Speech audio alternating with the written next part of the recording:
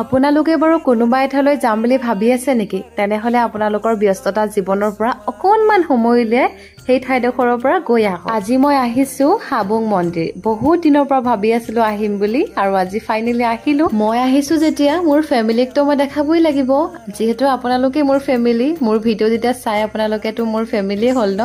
আৰু এইফালে ধুনীয়াকৈ আপোনালোকক দেখাইছো যিমানকণ পাৰো। 1 মিনিট এটা ভিডিঅ'টো ইমান বেছি দেখাব নোৱাৰো ন। যদি আপোনালোকে ভালকে জানিব বিচাৰে বা চাব বিচাৰে মোক কমেন্ট কৰিব, মই আকৌ এদিনা আহি আপোনালোকক ভালকে দেখাবলৈ চেষ্টা কৰিম। চালে চাই থাকিব মন যোৱা আৰু এটা সুন্দৰ পৰিৱেশ হয়তো মই ভাষাৰে আপোনালোকক বুজাব নোৱাৰিম।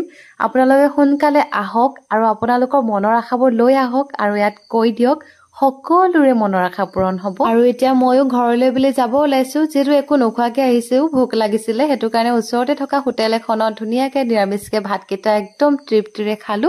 এতিয়া ঘৰলৈ বুলি গৈ আছো। বাই।